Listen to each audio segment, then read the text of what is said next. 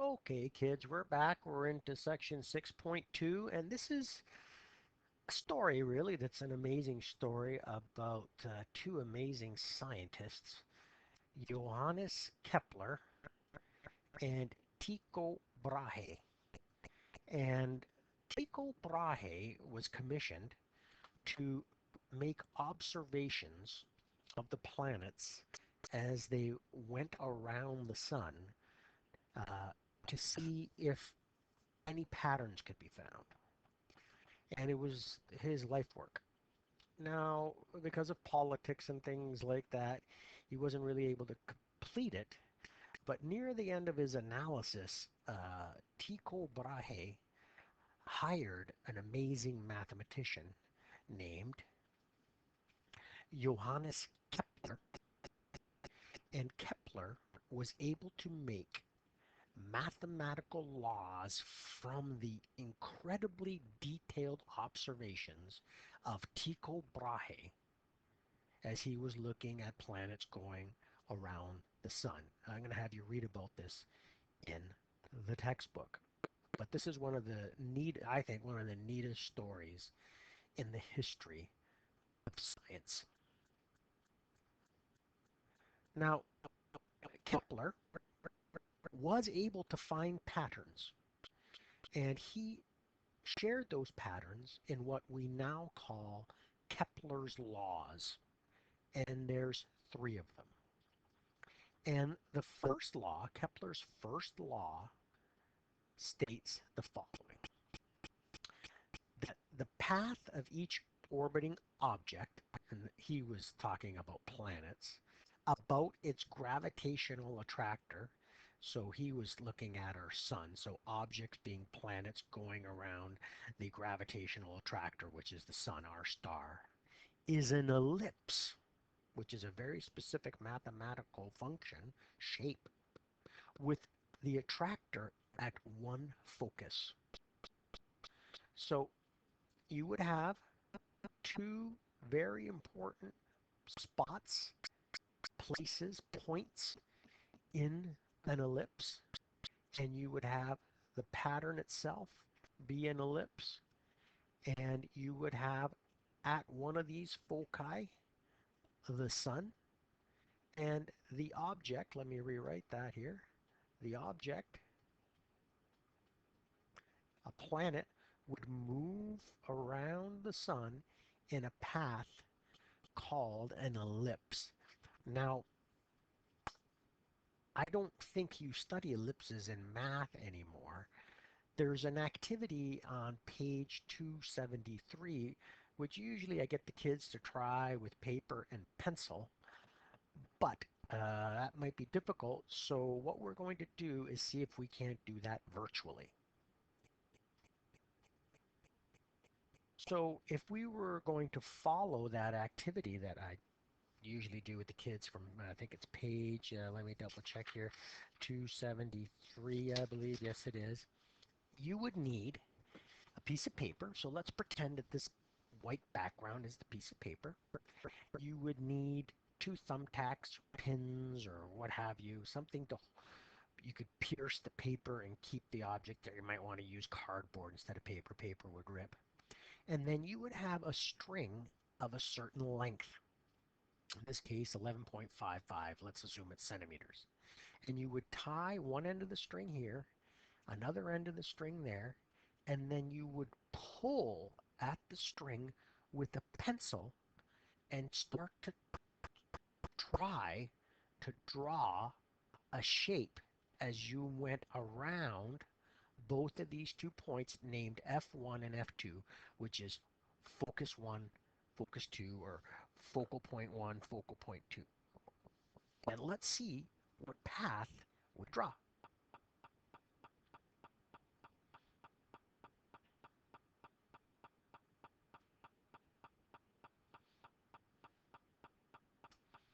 And there you have it. That is an ellipse. Now, ellipse comes in all different kinds. All right. We can move one of the focus a little bit closer. Let's shorten up the length of the string, and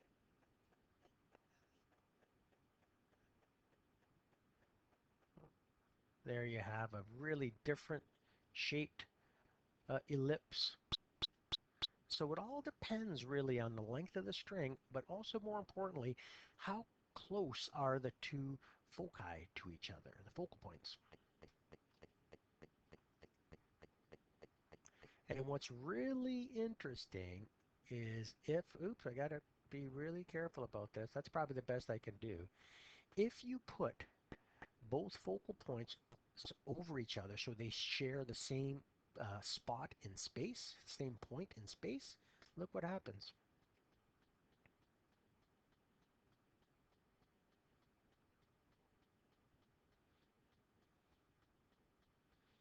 It's a circle.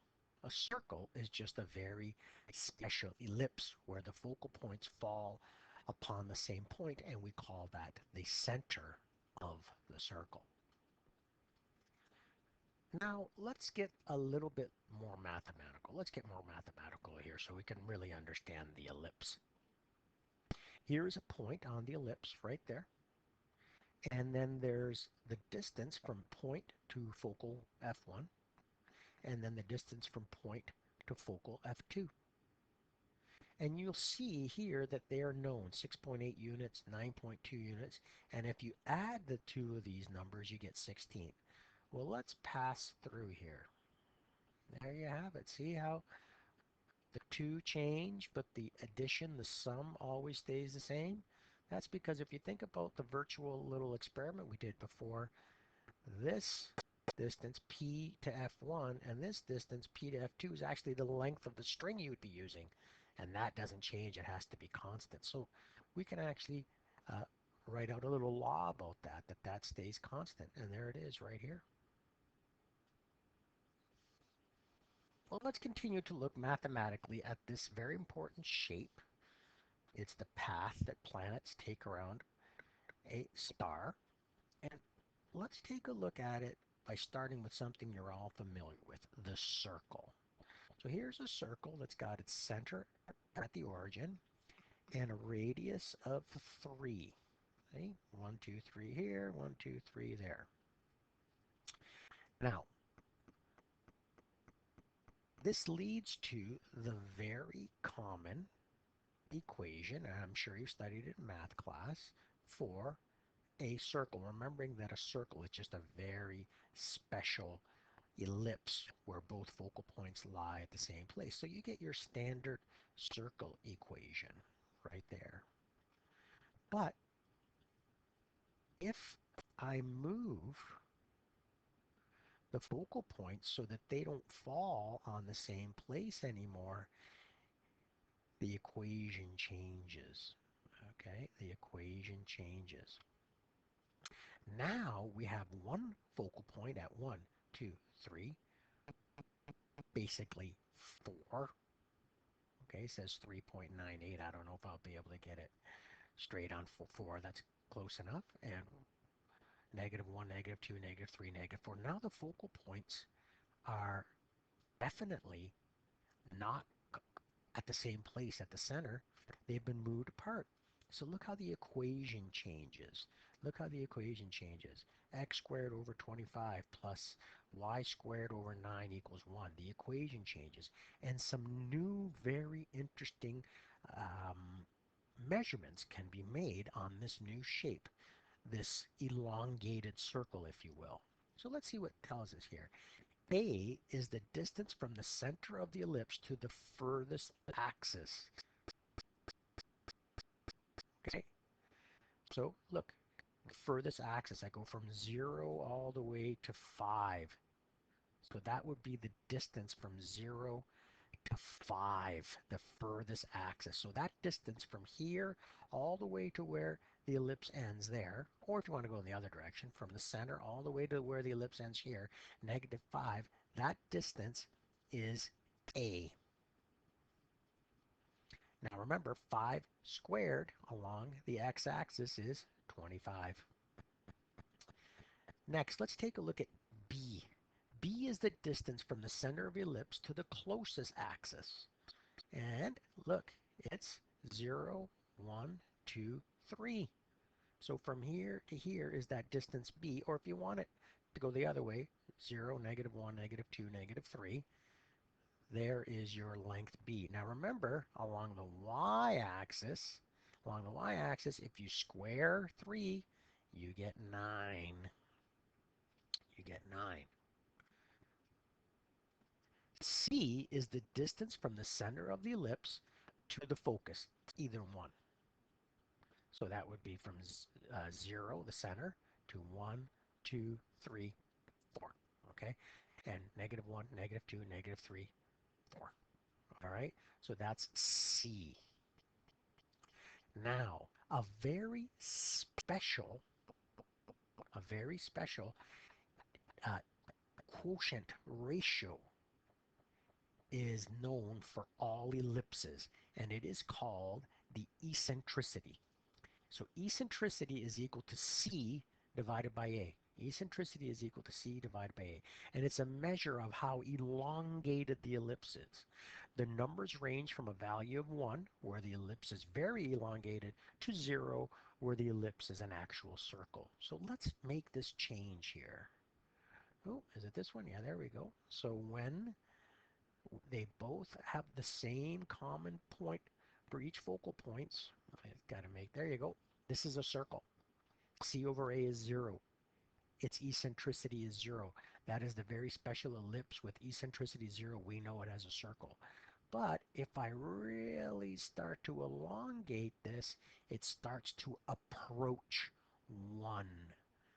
Look at the eccentricity, C divided by A, 0.95 there.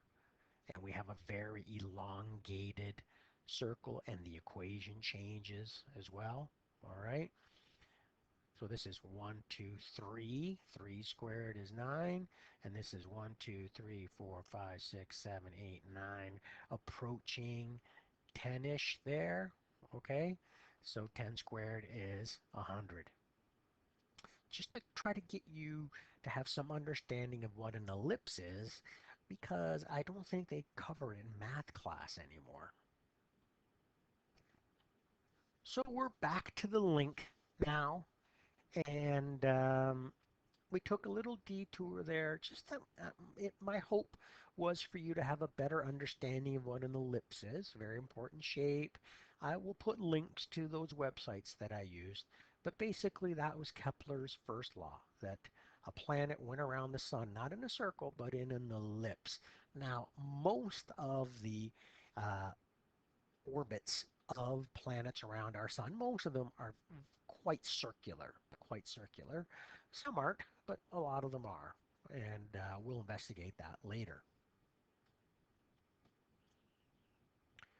So Johannes Kepler kept on looking at the data that was uh, collected by Tycho Brahe, and he found other mathematical patterns.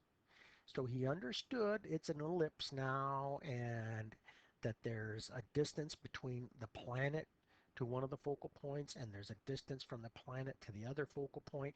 And look, I've drawn a nice little sun for us here. Oops, that's not the color I wanted. There we go. There's a nice sun, a star, stationed at where one of the focal points are. So we have planet going around in orbit, and at one of the focal points, one of the focus, we have a star, the gravitational attractor that's keeping the planet in its orbit. And this is the next observation that Kepler came to make through his incredible mathematical mind. He said, imagine a line that is sweeping through here as the object goes around. Imagine a line that is sweeping through here as the object goes around. And I've drawn that line with this pink dashed line. All right, so he wants us to imagine that line. And this is what he observed, that each orbiting object moves so that an imaginary line drawn from the attractor, the star, the sun, to the orbiting object, the planet, sweeps out equal areas in equal periods of time. We really need to spend some time investigating this second law.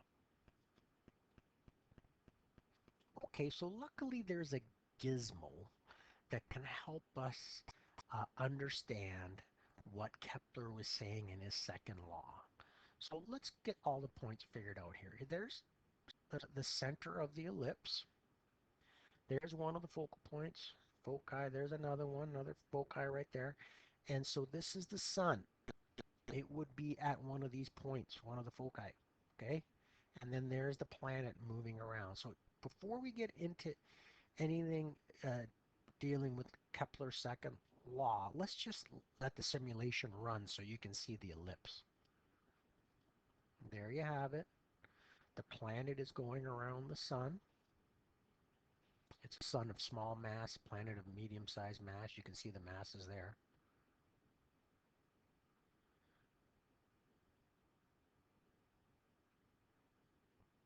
And there you have it. It's an ellipse, and it's moved around through here.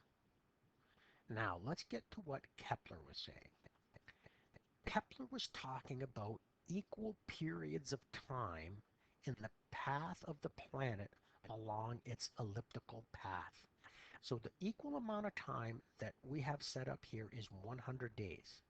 So we're going to look at the area swept out during 100 days. So here we go.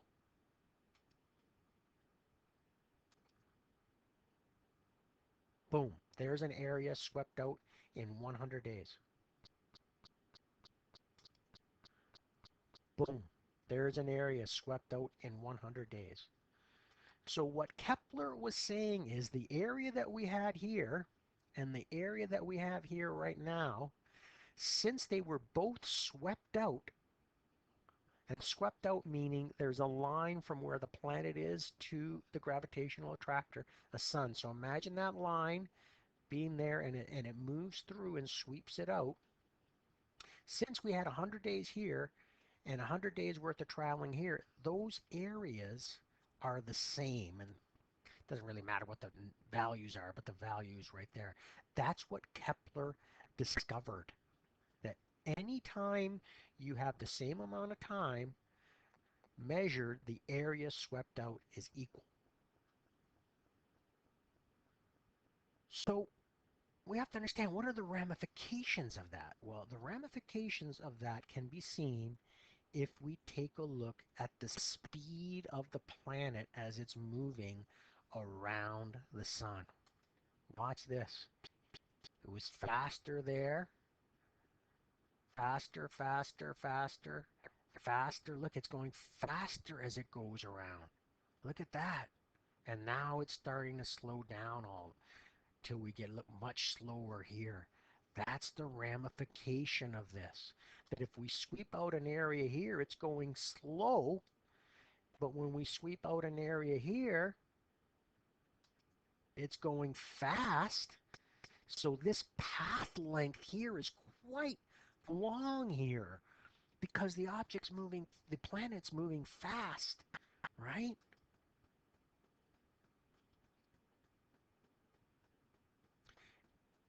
And here,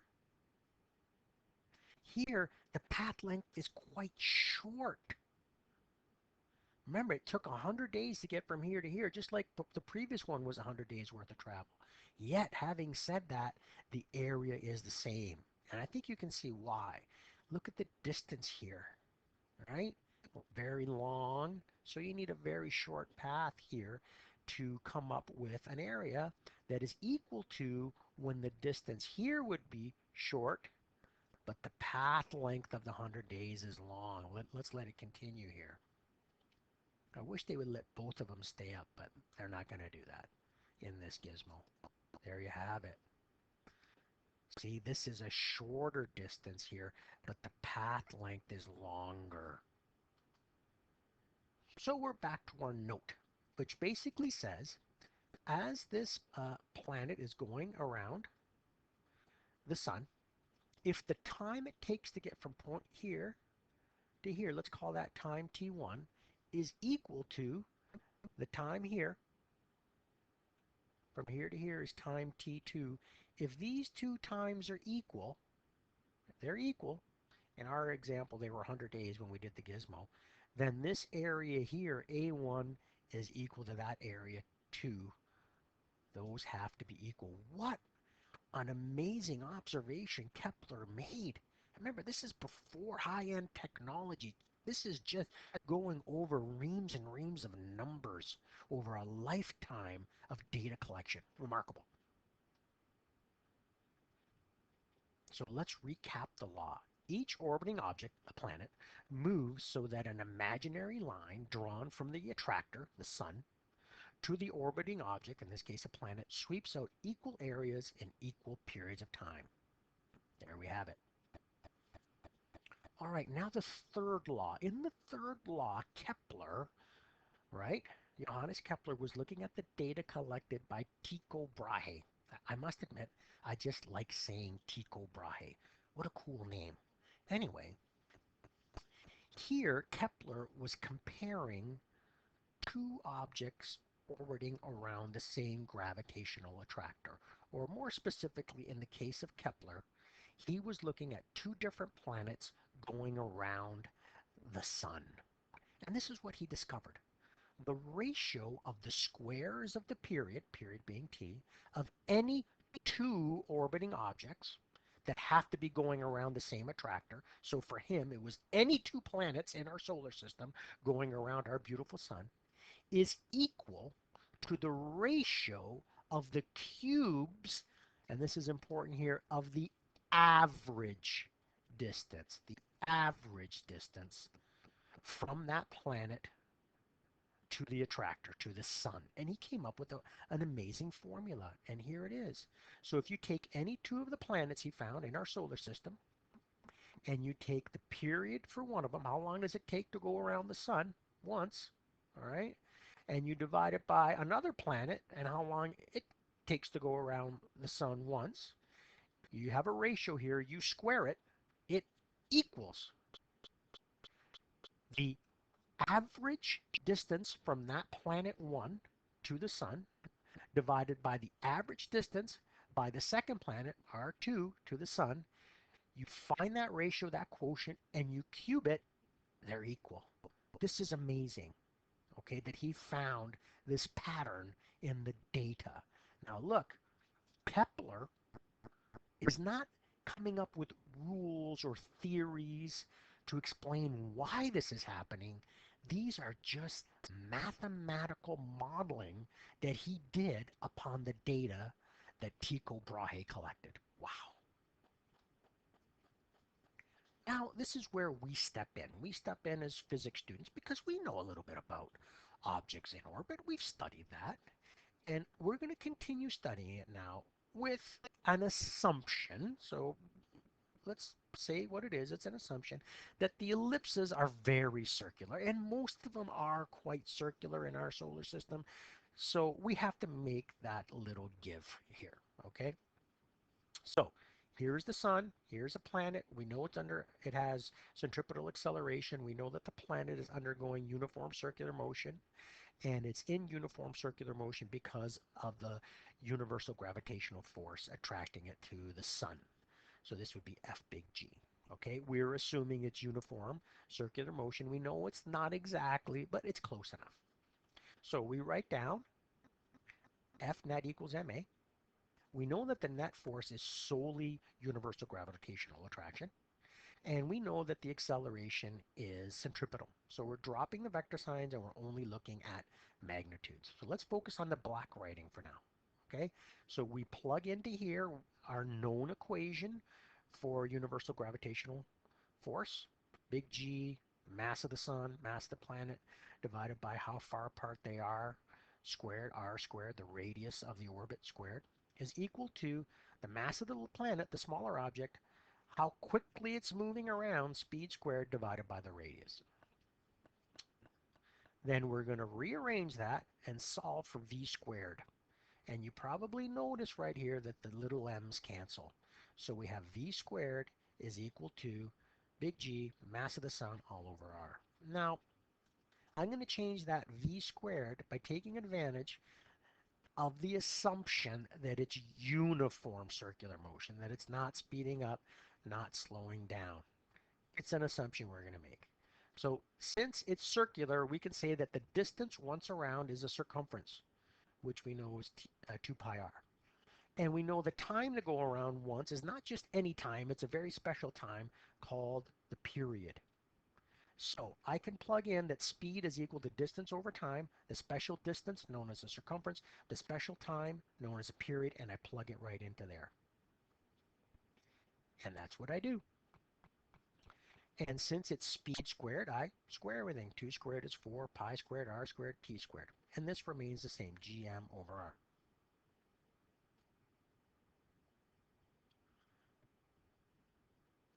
I'm going to bring this r that's in the denominator right here, I'm going to bring it up to here, and it turns into r cubed. So now we have 4 pi squared r cubed all over t squared is equal to gm. Now I'm going to bring that 4 pi squared down underneath here, and I get g, mass of the sun, all over pi squared. Well, g is the universal gravitational constant. M is the mass of the gravitational attractor, the star, the sun, when Kepler was studying our sun, all over 4 pi squared. These are all constants. G's constant, M's constant, 4's constant, pi's constant. They're all constant. So that means this whole right-hand side is constant. That means if you take the ratio of any planet's radius cubed divided by the period of that same planet squared, you will always get the same value. This works for the Earth, for Mars, Mercury, what have you. All right. Next thing we're going to do, let's flip this over. So now we're going to flip the left-hand side, so we have to flip the right-hand side. So now we get period squared all over average radius cubed is equal to 4 pi squared all over gm. All right. So what I have written in blue here came from mathematics, came from Newton's theory of universal gravitation. This all came from Newton. All right. Now let's go back over here to Kepler's third law. This is what Kepler's third law stated. We just went through that. Well, let's do some fancy math with it. We bring the squared in and we bring the cubed in. So we have this.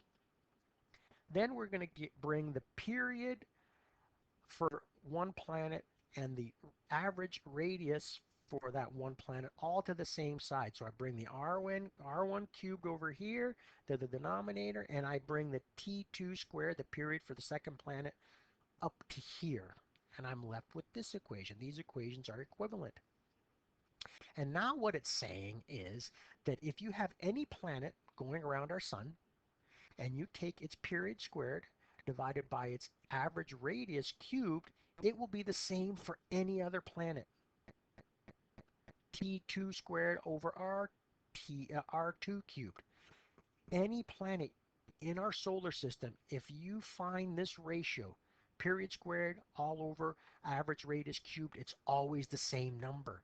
And Johannes Kepler made this law from observation, that this value is constant. It never changes. And then Newton told us what the constant is right there. So this is where Kepler, experimentation, observation, data collection, looking at patterns in values in a huge amount of data is matched up with the mathematics and theories of Newton. One of the great stories in physics. So I'm going to have you read about this in your textbook, and I'm going to have you answer some questions. There's also a video I'm going to post to really get you to understand this, because there's a lot in here, right? I had to really explain to you what an ellipse was, because unfortunately they don't teach that in math class anymore. So take your time on this, all right, and we'll get through it.